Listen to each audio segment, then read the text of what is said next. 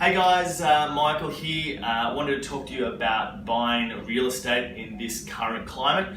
What we personally are looking at the moment is buying some really good opportunities in Sydney where we can buy below market value in an area that's going through its own change and gentrification, or we're buying outside of Sydney, areas where it's yet to have its growth or going through the start of its growth cycle where we have strong yields, future growth potential, we have the government's plan for larger populations, infrastructure projects, the money is going and the population is going to these areas. So we're looking at those areas, but if we're looking at Sydney, which we should really look at as well for long-term holds, we're looking at somewhere where we can buy below market value, yet we're still buying in areas that are going through their own change and have some strong rental yields as well.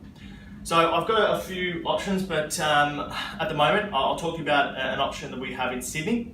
Now this particular one is about 11 kilometres from the CBD.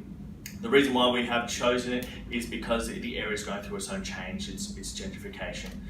They have 2 train stops about within a kilometre of the development itself. There's a main arterial link for the bus link, there's a hospital around the corner, there are about 6 or 7 schools, primary and high school, within a 1.5 to 2 kilometre radius, and there is a large shopping precinct as well, which is under a kilometre away as well, which has a Coles and a Woolies. So we know we have all the fundamentals and amenity for clients either being tenants or for owner-occupiers or for investors as well. We also know the vacancy rate in the suburb is quite low. The owner-occupier rate is very high, which is what we want, not as many investors. And we have a driving force and not too much development as well, which obviously we don't have to compete with as many people to buy and sell. So what do we have? We've been able to sort of tighten the screws on one of our developers to get some really cool deals. They understand the market as well. They've been able to come down on price.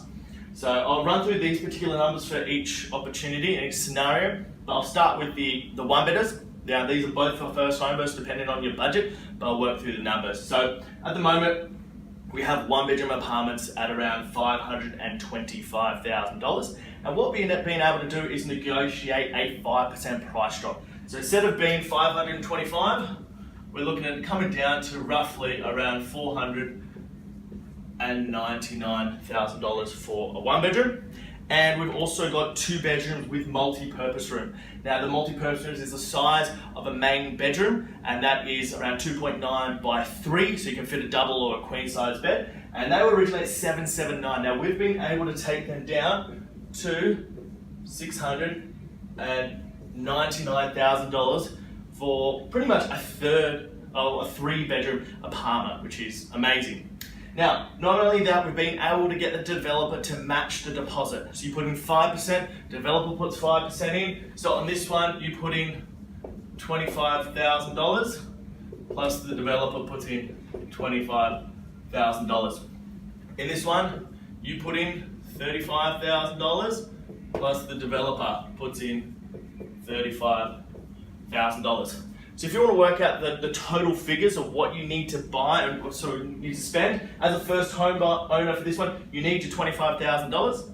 You also get the $10,000 grant from the government because you buy below $600,000 for a new property.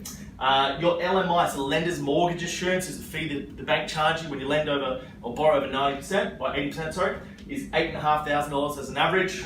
You don't pay any stamp duty, and you've got solicitor fees. I've got $2,500. You can sometimes get it much less as well. But we're looking at about $11,000. So your total costs minus your government grant is $1,000.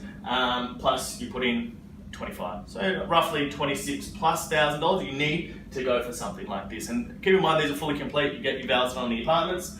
Now this opportunity, you put in your $35,000.